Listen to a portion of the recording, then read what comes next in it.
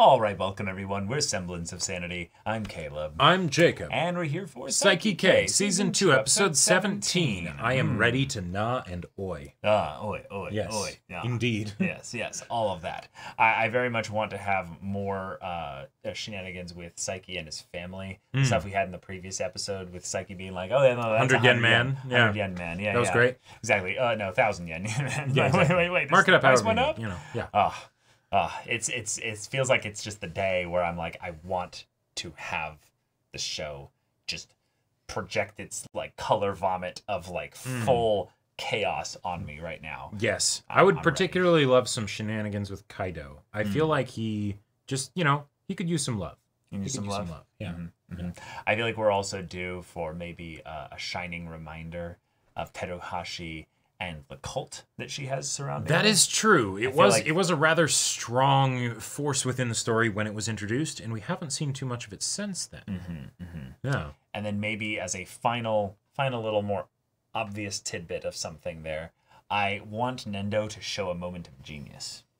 Just a random moment of genius where we're like, wait a minute, like Nendo. with the painting. Yeah, exactly. Yeah, exactly. That would be great. That'd be really wonderful. I love that. But y'all, without further ado, let's get into this. All right, everyone, now be sure to go check out the reaction portion of the video in the description below, then come back here for the discussion. Judgment lights up.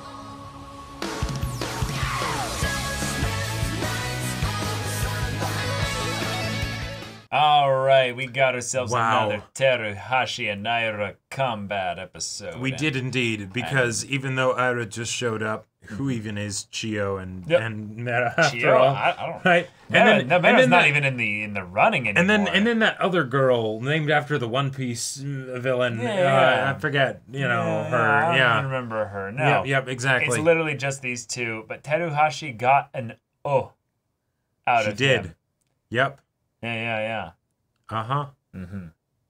Thinking about Saiki's type. There's no need to panic. It's only a matter of time. Right. Because she like, actually was maybe thinking and starting to realize the kinds of things that he appreciates in a person. Yep. And he's like, wait, what? Yeah. Amazing. Incredible. Yep. But without a doubt, my favorite skit from this episode is the one where Saiki's dad actually ends up giving really good and useful advice. Editor advice.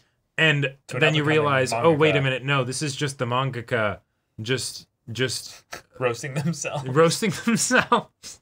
In like a really funny, like different way by having the skit itself focus on all those problems, which are things that maybe are involved in some parts of their manga. They're dealing with their imposter syndrome. They're like, I just do a crazy gag comedy, manga or whatever. Yep. Then there are these other people that do like these, these works that I'm a big fan of, Oh, how could my thing be as good? They it have has to all think of about these problems. all these other things in them, and then it's like with this, we don't have to worry about any of that. It was all the people that didn't accept their manga premise way back when they were chopping it around. Because, where do the powers come from? You're just ripping off all the other stuff. You're just ripping off these other things. Your art is overly repetitive. You have bad paneling. Your text bubbles are too jumbled. You don't use enough show in your exposition.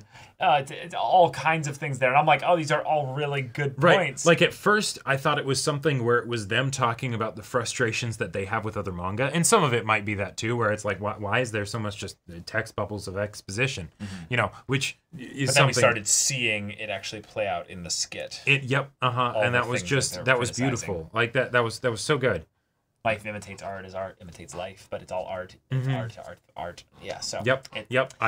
I adored that skit. Yeah, that was really meta and fun, and it got really like blatant with it, but it got funnier the more blatant it was. Exactly. Because in the beginning, it was like, at the beginning, it's like, wait, hold on, is he actually giving good advice? Like, is that what the joke is? But no, it's even more than that. By contrast, that little boy. I hate that little shit so much. I hate that little shit so much. Oh my God. Like there is definitely okay. Cringe comedy and anger comedy is definitely a thing. Yes. It's definitely a thing. Yes. We all identify with wanting to accidentally leave that child in the gorilla pit. Right, exactly. And not have Harambe get shot. Exactly. You know, right? Like, yes.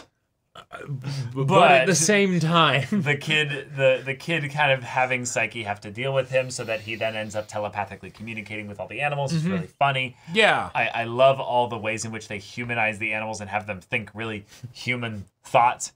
And I'm retired, and what am I doing with my life? Right, yeah. And then the rabbit being like, "Oh, if I get out of here, I'm gonna murder them all." But then you have the other animals that are just like, "Oh, he's the apex predator." But then he gets out. And his mom's like, "Were you being rude to Yuta?" And he's like, I'm not the strongest in this world, you know?" Yep.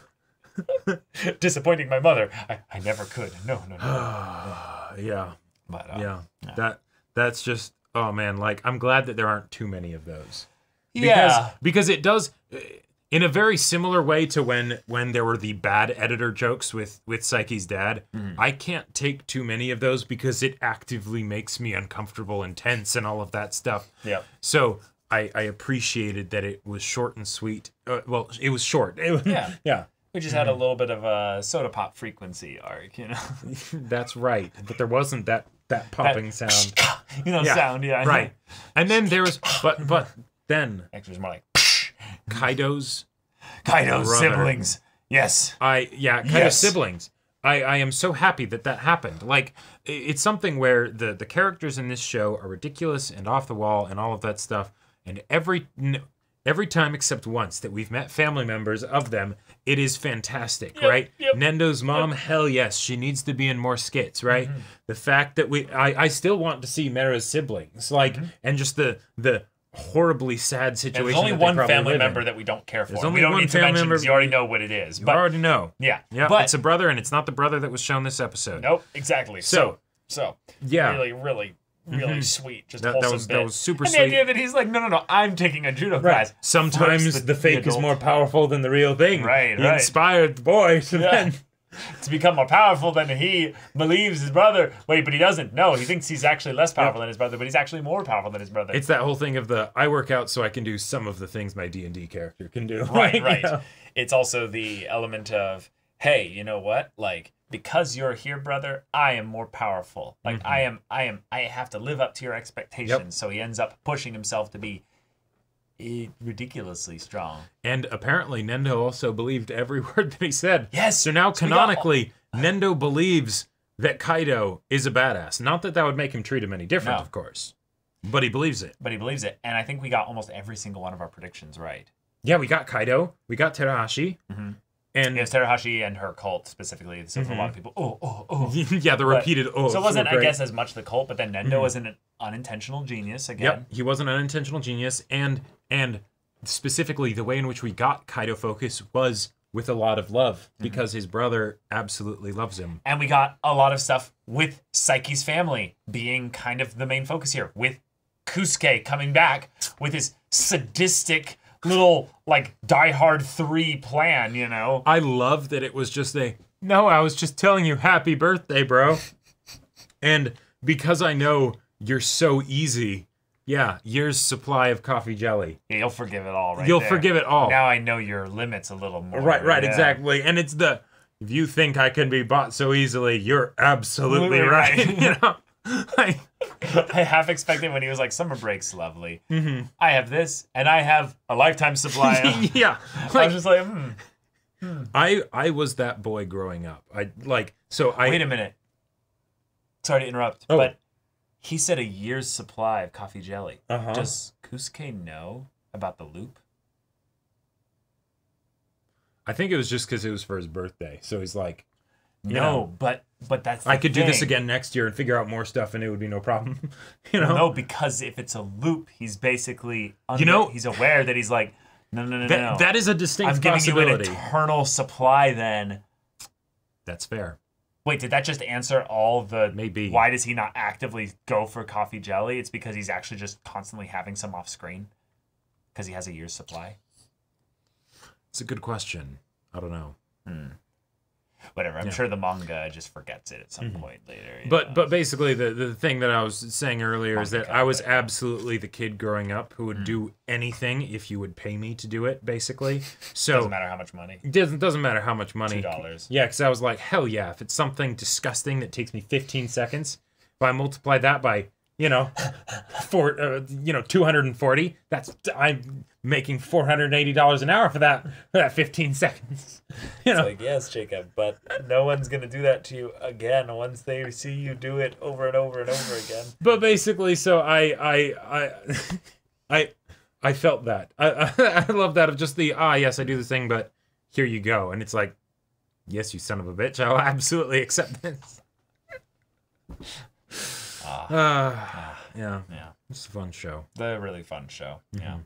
And it's nice having it occasionally go into the unpredictable side of things with the meta jokes of like, we're just gonna break the fourth wall super hard here. Or Terahashi being like, I need to become a gyaru, and it's like, oh god, no. And then Saiki's like, okay, before she does the makeup, I'm just gonna put a stop to this. And it's like, thank you. Thank you very much. We appreciate that. Saiki. You understand us very well. Yep. And I don't know, Terahashi, you might be out of your depth here a little bit. Because she's got psychic powers. You don't. Terahashi's been out of her depth unknowingly since the beginning of the show. That's true. That's true. But Ira coming in like to sweep the best girl wars in the second season. Yep. Like the fact that he was like, yeah, I'll go hang out with you at the place, right? If you help me out in this situation to get away from Terahashi, like think about it.